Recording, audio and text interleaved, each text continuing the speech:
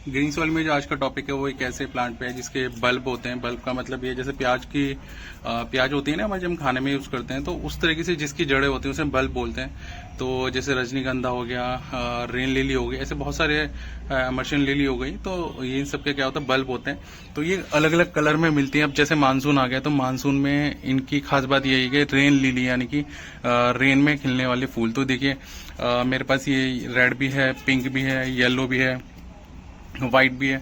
तो अभी जो बारिश का मतलब बारिश आने में सबसे पहले खिला है मेरे यहाँ लिली, वो पिंक रंग की लिली खिली है, देखियो। और ये मेरे पास 2-3 पॉट में है और अभी कलियां भी बन रही हैं काफी सारी। तो रेन लिली का क्या है ना, काफी अच्छा प्लांट होता है। सबसे अच्छी बात है कि इसकी हाइट वाइट कुछ नहीं होती, इसी तरीके से घास की तरह ही नीचे के नीचे से रहता है। यानी कि आप जो इसे पॉट दे देंगे तो ऐसे जरूरी नहीं कि ये ऊपर की तरफ जा रहा है, आपको परेशान करेगा। तो देखिए मैंने ऐसी जगह रखा है जहां मैं अपनी विंडो खोल सकूं, तो ये लोकेशन उसके लिए अच्छी है, क्योंकि प्लांट कभी बड़ा होगा ही नहीं, ये ऐसे घास की तरह लटकता रहेगा, नीचे से निकलते रहेंगे। और जब मानसून आएगा या फिर इस पे आप कभी कभी क्या करते हैं, प्लांट कंफ्यूज हो जाता है, आप शावर करते हैं ना इस प्लांट के ऊपर, तब भी फ्लावरिंग कर देता है। पर वो 1-2 बार होता है, ऐसा कुछ नहीं है कि जनरली ये होता ही रहता है। पर एक कभी कभी ये शावर से ही फ्लावरिंग कर देता है, पर मोस्टली ये जैसे बारिश आने पर, जैसे मानसून आपको पता ही है पूरे इंडिया में हर जगह मानसून आ चुका है। हरिद्वार में मानसून आ चुका है।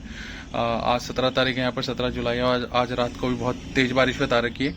तो उसी हिसाब से फ्लावर है ना, अगर खिल रहे हैं तो इनडायरेक्टली एक तरीके से फ्लावर अगर खिल रहे हैं तो हमें मानसून का हिंट मिल जाता है कि मानसून आ चुका है। क्योंकि ये फ्लावर तभी खिलते हैं जब मानसून अपने पीक पे हो या फिर मानसून आने वाला हो। तो ये एक बहुत अच्छा साइन होता है कि आप समझ जाइए कि मानसून अपने आ गया है। और ये फ्लावर ऐसे होते हैं, लॉन्ग लास्टिंग नहीं होते, मतलब एक दिन के लिए खिलते हैं और ये बंच हो जाएंगे। उसके बाद इसमें बहुत सारे बीज बनते हैं। मतलब अगर ये देखिए, मैं अपना प्लांट दिखाऊं, देखिए इसमें अभी भी कम से कम 8 से 9 फूल एक साथ खिले हुए हैं और इसी तरह के लिए ये लगातार खिलते ही रहेंगे। मतलब जैसे ये फ्लावर अभी चले जाएंगे तो उसके बाद दोबारा से कम से 7-8 फ्लावर खिलेंगे। पर ये 2-3 दिन के डिफरेंस पे खिलते हैं, ऐसे नहीं कि लगातार खिलते रहें।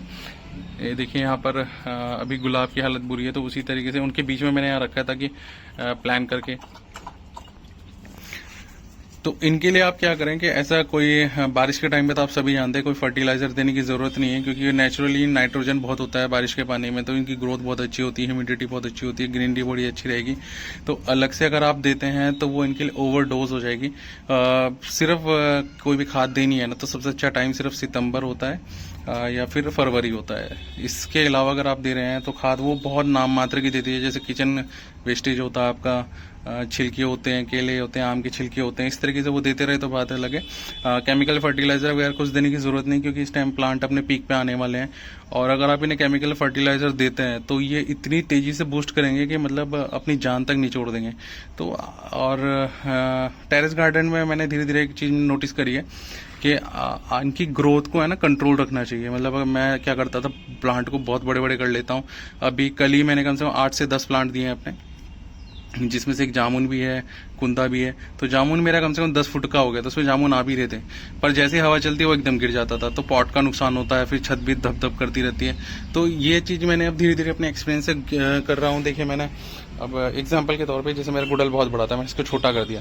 ये मेरा पिंक गुड़हल था, मैंने इसको छोटा कर दिया। तो ऐसे में क्या कर रहा हूँ, अपने एक्सपीरियंस के हिसाब से प्लांट को तो रखूंगा पर अभी इन्हें बड़ा नहीं होने दूंगा। बड़ा का मतलब एक बॉन्साई पॉट में भी बॉन्साई लुक देता रहूंगा धीरे धीरे। तो सेम तो ये मैं कह रहा हूँ, ये प्लांट ऐसा है कि आप अपनी छत पे रखते तो बड़ा नहीं होगा और फ्लावरिंग की फ्लावरिंग देगा। तो ये प्लांट मुझे बहुत अच्छा लगा इस चीज के लिए। और धूप वगैरह से मतलब शेमी शेड हो, धूप हो, ये हर चीज झेल जाता है, ऐसा कुछ नहीं है। मेरे काफी सारे प्लांट मैं अलग अलग आपको दिखाऊं। देखिए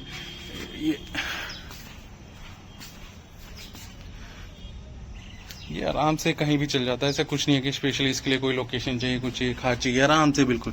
और हर सीजन को सर्वाइव भी कर जाता है। बहुत अच्छा प्लांट लगता है मुझे। तो इसको आप अलग से, अभी फिलहाल बारिश का टाइम है, ऐसा कोई खाद वगैरह मत दीजिए कि आप सोचे मैं से खाद दूंगा मेरी फ्लावरिंग हो जाएगा। नहीं, ये बिल्कुल बारिश में अपना फ्लावरिंग करेगा और बहुत अच्छी फ्लावरिंग करेगा, इतनी अच्छी कि अभी देखिए अभी पहली बारिश पड़ी है और इसका रिजल्ट देखिए। तो इसे कोई खाद वगैरह मत दीजिए, कोई धूप मत दीजिए, इसकी लोकेशन चेंज मत कीजिए अभी, क्योंकि शौक में आते प्लांट मैंने देखा, जैसे हमारे फ्रेंड होते हैं, मैंने भी नोटिस किया कि अगर इनकी लोकेशन चेंज करते थोड़ा स्ट्रेस में आते हैं। तो अभी जहाँ है वहीं रहने दीजिए, कोई फर्टिलाइजर मत दीजिए, जिस बस इंतजार कीजिए, क्योंकि हर एक का प्लांट अलग अलग टाइम पे फ्लावरिंग करता है। जैसे मान लीजिए हरिद्वार में मेरे यहाँ अभी कर रहा है 17 जुलाई की, अगर क्या पता किसी के यहाँ 25 जुलाई को करे, किसी के यहाँ जून को करे, पर करेंगे जरूर फ्लावरिंग ये। तो आप भी अपना प्लांट जो रेन लिली है इसको ध्यान रखिएगा, और अलग से फिलहाल इसे कुछ देने की जरूरत नहीं। देखिए ये लीफ कितनी शाइनी हो रही है, फ्लावरिंग कितने अच्छे हो रहे हैं, तो ये रिजल्ट आपको भी मिलेगा बहुत जल्दी। चलिए मिलेंगे अभी नेक्स्ट टॉपिक के साथ। Thank you.